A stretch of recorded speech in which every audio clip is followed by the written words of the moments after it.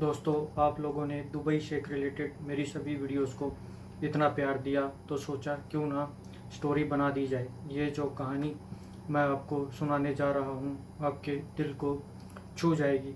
इसमें रोमांस भी है और साथ ही साथ इमोशन से भी भरी हुई है कि कैसे और किन परिस्थितियों में दुबई के एक अमीर शेख को हुआ एक सादे सीधे टैक्सी ड्राइवर से प्यार। तो दोस्तों, आज की अपनी कहानी का शीर्षक है रेगिस्तान का दिल। ये दोस्तों पार्ट 1 है। अगर ये पार्ट अच्छा लगे तो कमेंट सेक्शन को पार्ट 2 लिखकर भर देना। ज़्यादा कमेंट्स होंगे तो पार्ट 2 इतना ही जल्दी बनाऊंगा। दोस्तों, वीडियो बनाने में बहुत एफर्ट्स लगते हैं। अगर आपका अच्छा रिस्पॉन्स मिलेगा तो ही एफर्ट्स और मेहनत करने का प्रोत्साहन मिलता है। वीडियो अच्छी लगे तो सपोर्ट भी कर देना। ज़्यादा टाइम वेस्ट ना करते हुए लेट्स स्टार्ट। दुबई की वो दोपहर बहुत गर्म थी। आसमान साफ था लेकिन हवा में अजीब सी थकावट घुली हुई थी। शेख अली हमदान, जो अरब के सबसे प्रभावशाली कारोबारियों में गिने जाते हैं, अपने टावर की बालकनी से शहर को देख रहे थे। नीचे रफ्तार से चलती कारें, बड़े बड़े मॉल और आसमान से बातें करती ऊंची ऊंची इमारतें, सब कुछ उसकी बनाई हुई दुनिया का हिस्सा हैं। और आज उसकी आंखों में चमक नहीं थी।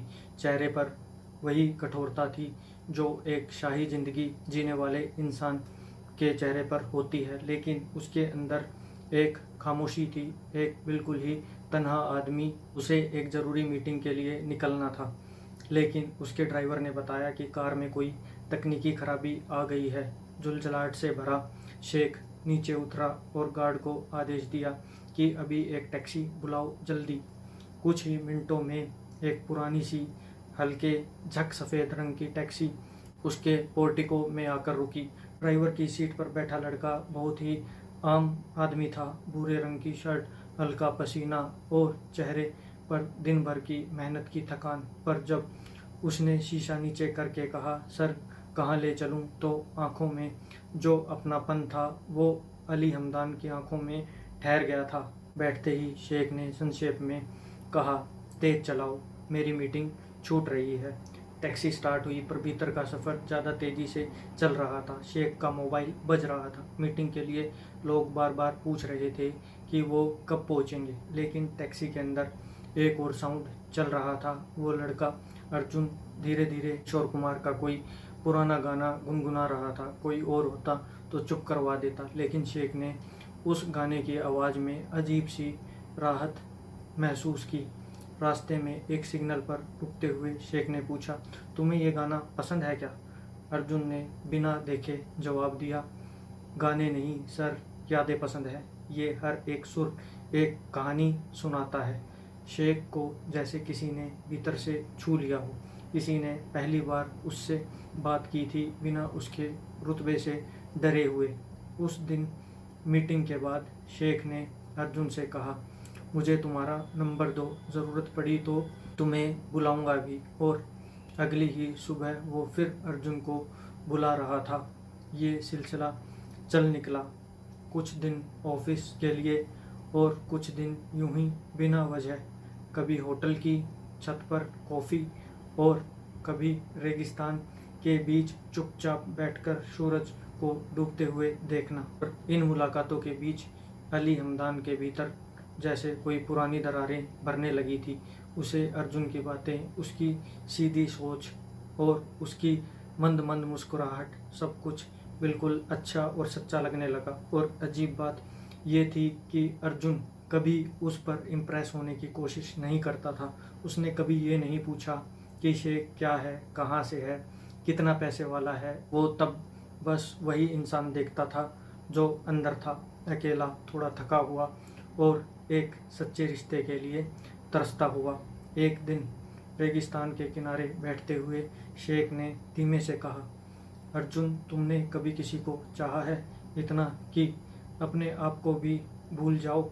अर्जुन ने उसकी ओर देखा, मुस्कुराया और धीमे आवाज़ में बोला, हाँ एक बार, पर वो चाहत मेरी नहीं, उस इंसान की थी। शेख ने उसकी आंखों में देखा। वहाँ एक सच्चाई जो दुनिया में आजकल दुर्लभ हो गई है। शेख ने धीरे से उसका हाथ पकड़ा, कोई शब्द नहीं बोले, कोई इजहार नहीं किया, पर वो एक स्पर्श सब कह गया। लेकिन ये मोहब्बत दोस्तों आसान नहीं थी। रॉयल फैमिली को अब खबर लगी। उनकी नज़रों में ये एक बहुत बड़ी बेइज्जती थी। एक आम टैक्सी ड्राइवर और शेख का रिश्ता, ये कैसे हो सकता है। शेख को बुलाया गया, चेतावनी दी गई, प्रेशर डाला गया कि शादी करो, रुतबा बनाए रखो। अर्जुन को भी पता चल गया, उसने खुद ही दूरी बना ली। एक दिन बिना बताए कहीं चला गया। शेख ने दिन गुजारे चुपचाप उसी बालकनी से शहर को देखते हुए। उसे अब हर जगह अर्जुन नज़र आता, कॉफ़ी के मग में, पुरानी प्लेलिस्ट में, टैक्सी की आवाज़ में। फिर एक दिन शेख ने सबके सामने हिम्मत करके प्रेस कॉन्फ्रेंस रखी। कहाँ तक वो अपने जज्बातों को छुपाता। पूरे देश ने टीवी पर देखा जब उसने माइक पर आकर कहा, मैंने दौलत कमाई लेकिन इश्क नहीं। अर्जुन ने मुझे वो दिया जो कोई अब तक नहीं दे सका, एक सच्चा दिल। और अगर यही बगावत है तो मैं इसे बार बार करूँगा। मीडिया बिल्कुल शौक में थी, पर दूसरी ओर अर्जुन एक पुरानी बिल्डिंग के कमरे में बैठा वो प्रेस कॉन्फ्रेंस टीवी पर देख रहा था। उसकी आंखें बिल्कुल भर आई। वो अब उठा और फिर वापस गया उसी रास्ते पर, उसी रेगिस्तान में जहां मोहब्बत ने पहली बार हाथ थामा था। आज वो हाथ फिर थामा गया। अब वो दोनों एक फार्म हाउस में रहते हैं, दुबई के बाहर। ना कोई शाही तामझाम, ना दुनिया की नज़रों की परवाह, बस एक पुरानी टैक्सी अब वो भी बाहर खड़ी रहती है। शेख कभी कभी पूछता है, अगर मैं फिर उस टैक्सी में बैठ जाऊं, क्या तुम फिर गाना गाओगे, गुनगुनाओगे? अर्जुन हंसकर कहता है, और तुम फिर मुस्कुराओगे। कहानी दोस्तों अभी ख़त्म नहीं होती। ये तो बस एक शुरुआत थी। ये मोहब्बत का वो सफ़र था जहां रुतबा हार गया और रिश्ता जीत गया। तो अब अगले पार्ट में कि कैसे ये फार्म हाउस में अपना टाइम बिताते हैं और क्या कुछ मुश्किलें इनका आगे भी इंतज़ार कर रही हैं, ये आप जानोगे। अगर ये पार्ट अच्छा लगा हो तो कमेंट सेक्शन बिल्कुल दोस्तों भर दो। पार्ट 2 लिखकर ज़्यादा कमेंट्स होंगे तो पार्ट 2 ज़रूर बनाऊंगा। उम्मीद है मेरी ये स्टोरी आपके दिल को छू गई हो। वीडियो अच्छी लगे तो दोस्तों लाइक भी कर देना, बहुत मेहनत एफर्ट्स लगते हैं वीडियो बनाने में। और चैनल को सब्सक्राइब कर देना। मेरा इंस्टा हैंडल है दोस्तों संदीप021592। मुझे वहाँ आप फॉलो कर सकते हैं, मैसेज भी कर सकते हैं। आपके लिए इतना ही, कल फिर हाजिर होंगे नई वीडियो के साथ। तब तक के लिए thanks for watching and keep supporting your channel सिर्फ फ्री दुनिया। Bye, take care.